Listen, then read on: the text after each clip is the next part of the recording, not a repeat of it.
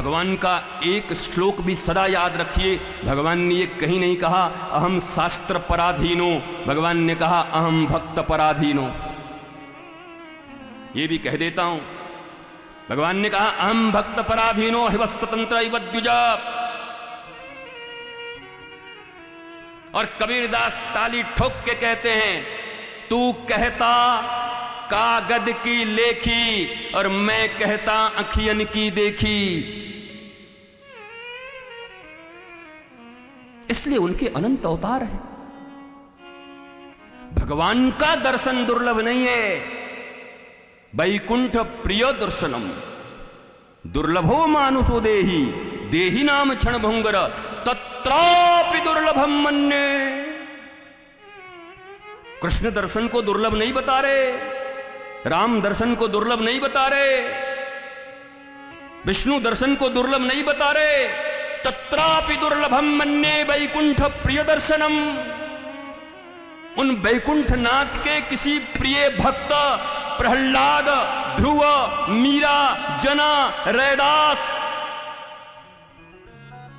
इनमें से किसी का दर्शन हो जाए, और ये भी तो अभी शरीर में नहीं है, वो सदा हैं लेकिन शरीर में नहीं है, ऐसा माना जाता।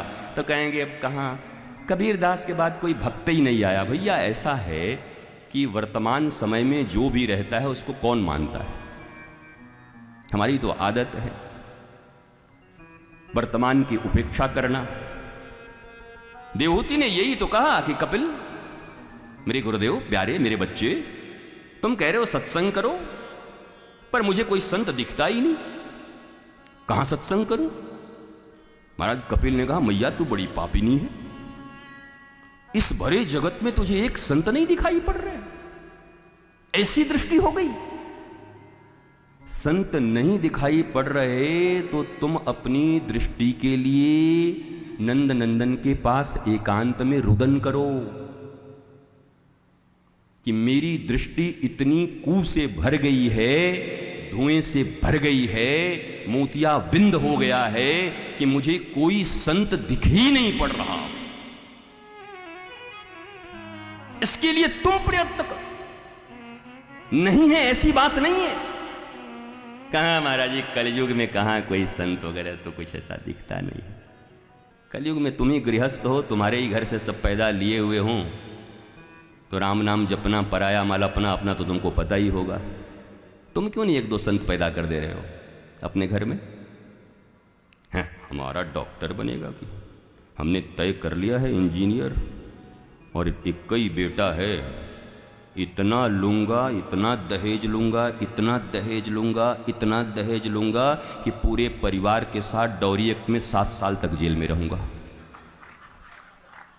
इतना लूंगा, एक ही है। वाह भैया वाह, कमाल है। हमारी दृष्टि कू से भरी है। हमारे गुरुदेव कहा करते, जो दूसरों के दोष को देखता रहता है उसे दुष्ट बनने में देरी नहीं लगती। तो हम भी कमाल वाले, कैसी बात कर रहे हैं, उसका दोष हम दुष्ट कैसे बन जाएंगे? बोले वो तो सुधर जाएगा, तू दुष्ट बन जाएगा, ध्यान रखना, कभी मत देखना। दूसरों के दोष का दर्शन करना ही अपने भीतर दुष्टता का बीज डालना है, और ये बटवृक्ष हो जाएगा। इसलिए भागवत भी कह रही, स्कंद पुराण से महात्मा का श्लोक भी कह रहा है, अन्यस्य दोष गुण चिंतन मासो मुक्तवा। भैया मुक्त हो जाओ एक चीज से। किससे? बोला न किसी का दोष देखो, न किसी का गुण देखो। और हम ये कर नहीं सकते। नहीं गुरुजी, क्या है, दोष तो आपके कहने के बाद हम छोड़ दिए हैं, लेकिन गुण तो हम, इन बहन जी में इतना अच्छा गुण हमको दिखाई पड़ रहा है ना, एकदम हमको क्या बताएं, राधा रानी की सखी लग रही हैं। बहुतों को देखा मैंने इन 20-25 सालों में, हमको बड़ी एकदम इन्हीं से भक्ति मिल रही है, इतना भक्ति दे रही है। 3 साल के बाद जिंदगी नरक हो गई दोनों की। भैया अपनी वृत्ति पर कम से कम इतना विश्वास मत करो।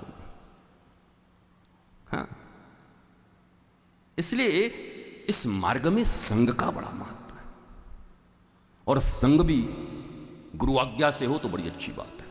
आप बताओ, जब आप बीमार पड़ते हो तो डॉक्टर के अनुसार चलते हो ना, किसके साथ रहना, कैसे खाना, कैसे उठना। अरे भाई तुम किसी खांसी वाले के साथ मत रहना, नहीं एक बार तुमको हुआ तो तुम्हारा मामला खत्म। अच्छा अच्छा अच्छा, बिल्कुल। तो शरीर के रोगों से निपटने के लिए डॉक्टर के एक एक दवाई और परहेज को मानने को तुम राजी हो, पर जिस पागलपन के कारण तुम्हारी जिंदगी हराम हो गई, राम नहीं हराम, टेंशन डिप्रेशन में हाय हाय कर रहे हो, परंतु अपने गुरु के कहे हुए न तो उस गोली को खाने को तैयार हो, हरे कृष्णा, और न ही उनके द्वारा बताए गए परहेज को मानने को तैयार हो। उसके बाद भी 6-7 महीने में एक बार आके कहते हो 1 साल से जुड़े हैं, हमारा कहां कुछ बना। अरे तेरा बिगड़ा नहीं है कि कम है, अब तक तो खत्म हो जाना चाहिए था। क्या बना, क्या बनेगा, क्या बनेगा?